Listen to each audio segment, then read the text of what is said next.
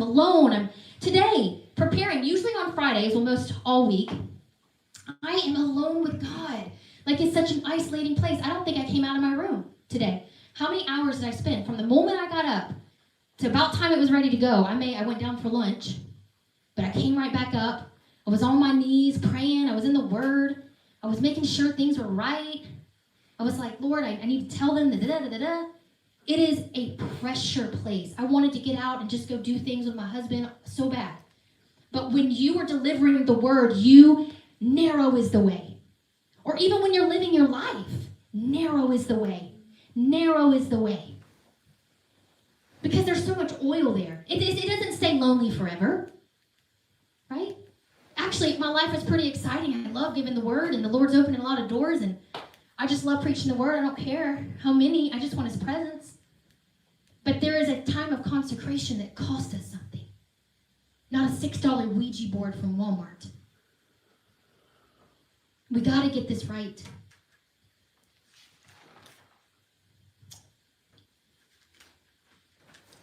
I actually heard a pastor say, he calls himself a prophet. I want to call him a warlock. Teaching a congregation full of people in America to open their third eye. I wanted to vomit. And the most sickening thing about it is the entire congregation was sitting there listening as if they didn't even know what he was saying was wrong. Nobody reads their Bible. That's another problem.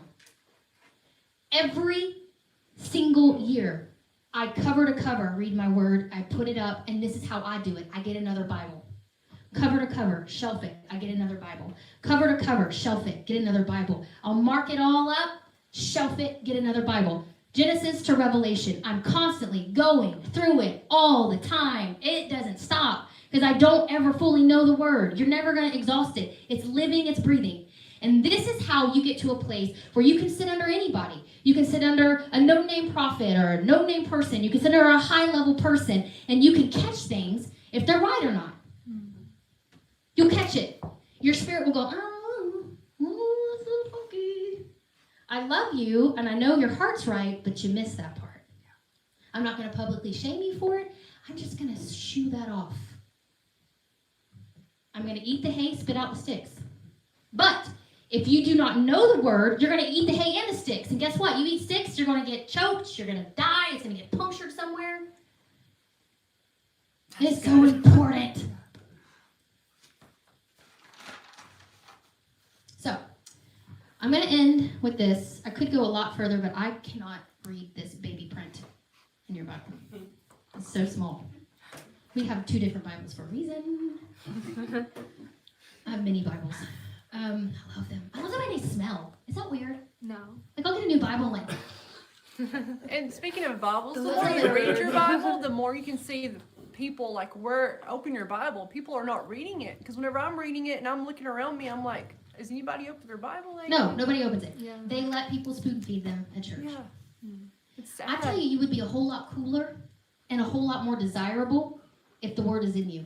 Because people are attracted to Christ in you. And you will be like, people will just come and they want to be around you and they don't know why they're wanting to be around you. Like, you're so popular.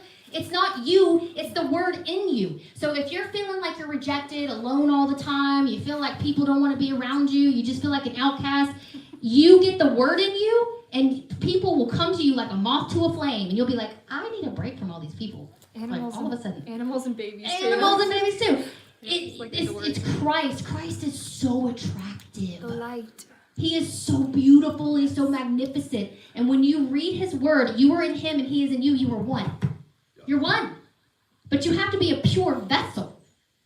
He wants to inhabit you. And when you're saved, He does inhabit you. But there's a level of purity that has to take place for you to be able to operate as Jesus operated on this earth. And guess what? That is your portion. That's your portion.